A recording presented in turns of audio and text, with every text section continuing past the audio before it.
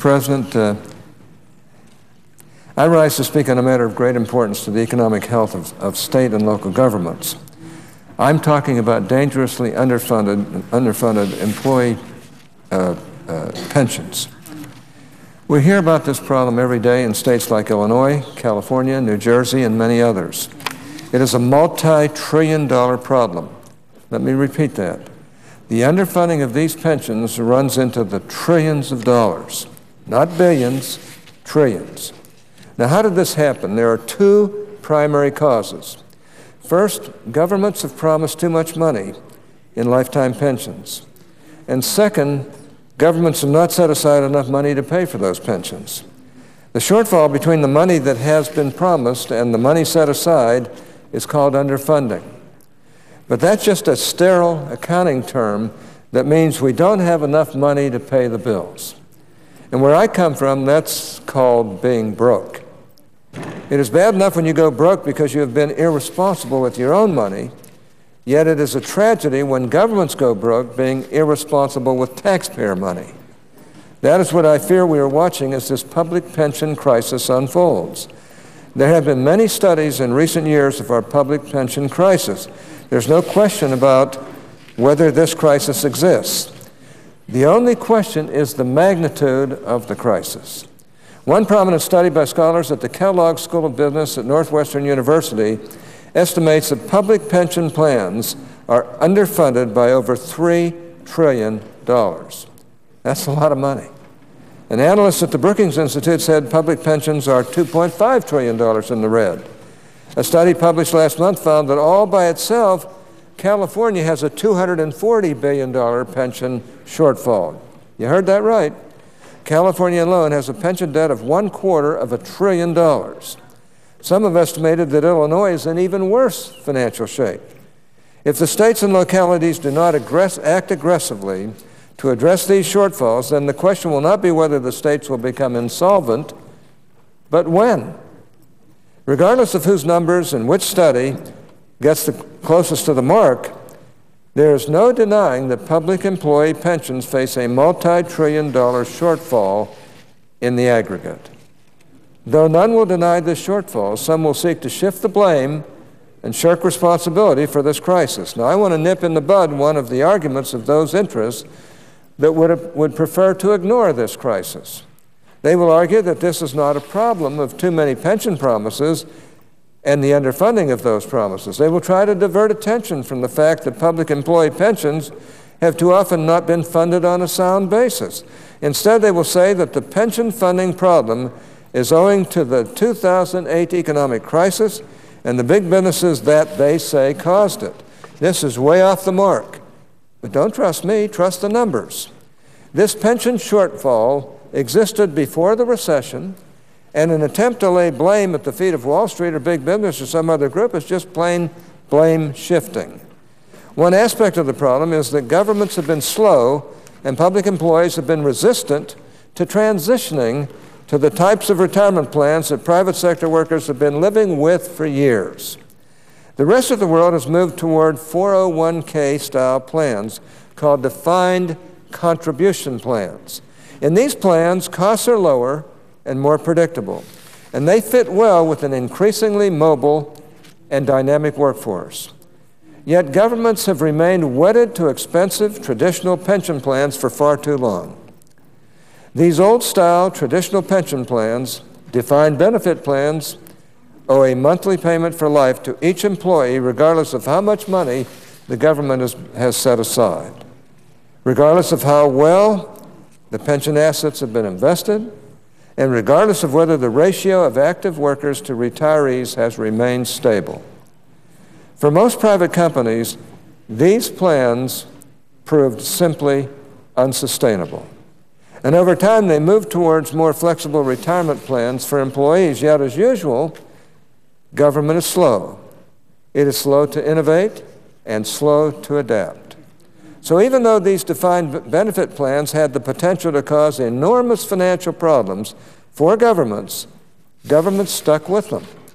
Private companies learned long ago that traditional pension plans are too expensive for most businesses. In 1985, 80% of medium and large private companies had a traditional pension plan. Today, just 30% have a traditional plan. By contrast, 84% of state and local government workers are covered by high-cost traditional pension plans. And government is not just any employer. Governments only exist because of taxpayers. Ultimately, taxpayers are the employers of government employees. Yet these governments are living in the past, playing irresponsibly with taxpayer money, and leaving taxpayers to foot the bill for too many lifetime pension promises. So why do these lifetime pension guarantees continue? There are many reasons, but at the top of the list is the unique character of government as an employer.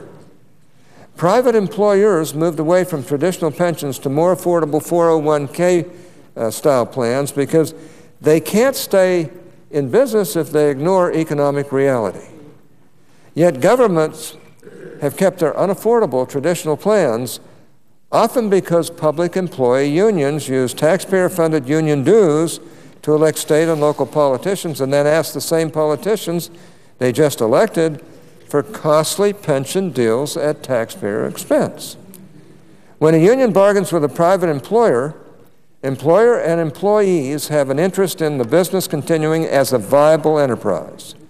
If the benefits are costly and uncontrollable, the business goes under and everyone is out of a job. But where the interests are in a negotiation between a public employee union and the person they just helped to elect to office, where are those interests? Union bosses are sitting across the table from the governor of the state, the governor that they just helped to elect with millions in campaign contributions, and they ask him for a costly, guaranteed lifetime retirement package, often with little or no cost sharing by the public employee. What is the politician going to say? Sorry, but I can't help you? I doubt it. I want to read you something from the Wall Street Journal. On October 22, 2010, just prior to the last elections, the Journal carried a story about the role that the American Federation of State, County, and Municipal Employees, or AFSCME, was playing in that election.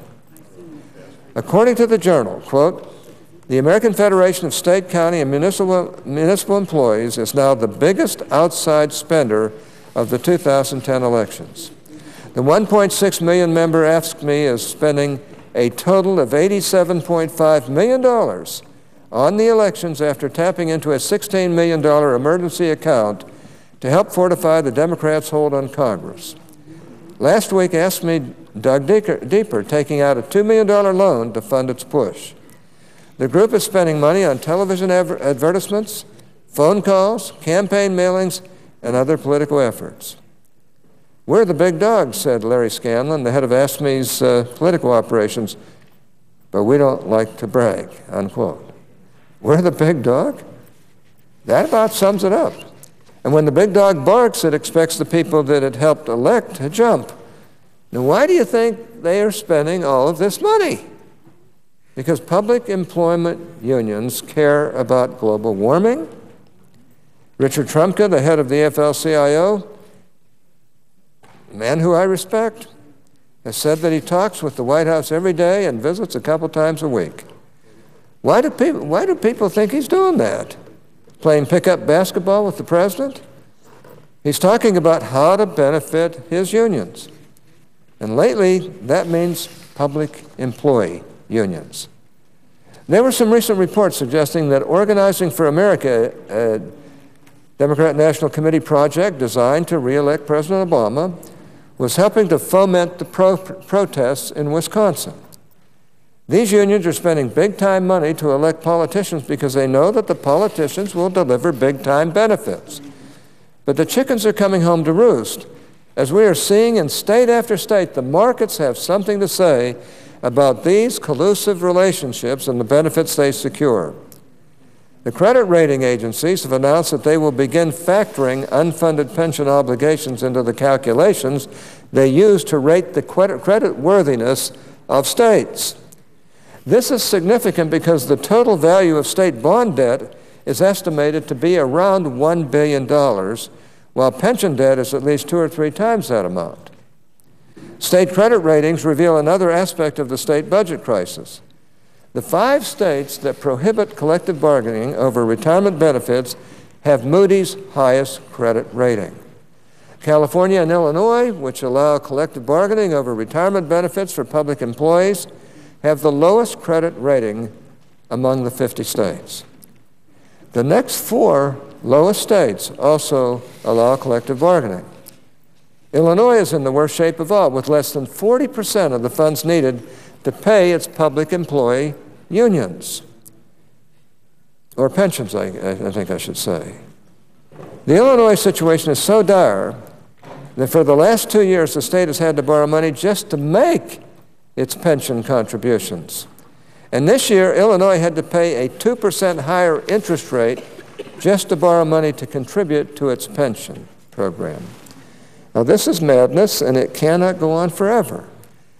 30 years ago, the federal government moved away from an expensive, traditional pension plan and set up a basic pension plan in combination with a 401k-style defined contribution plan.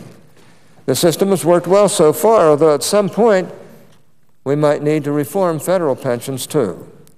Some forward-looking states have begun moving to 401k-style plans. In my own home state of Utah, the traditional pension plan is being replaced. New employees are being given a choice between a 401k-style plan and a hybrid plan with a combination of traditional and 401k-style features. Last year, Governor Chris Christie in New Jersey added a 401k plan for a portion of the New Jersey workforce. In Kansas, Governor Sam Brownback and the Kansas legislature are studying the possibility of converting their pension system into a 401k-style plan.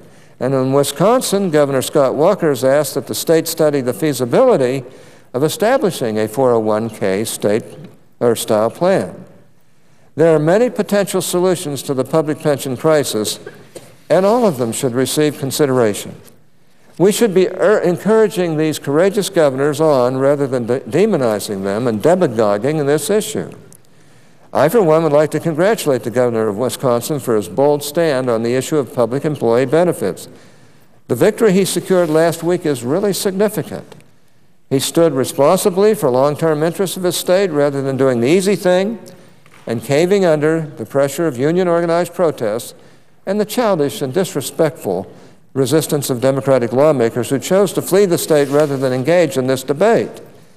Governor Walker understands that our greatest enemy is delay. The director of the Pew Center on the states has said that while these problems are significant, they can be solved if we act now. But if we wait, the crisis will become unmanageable. Mr. President, it is my intention as ranking member of the Finance Committee to find a way to address the public pension crises if state and local governments don't step up to the plate. I'm under no illusions that this will be an easy task. The problem is both large and complex. There are many potential solutions that must be studied, and some will not be pleasant. Some of my colleagues here in the Senate have a proposal to address the problem, and I will be working with them as well.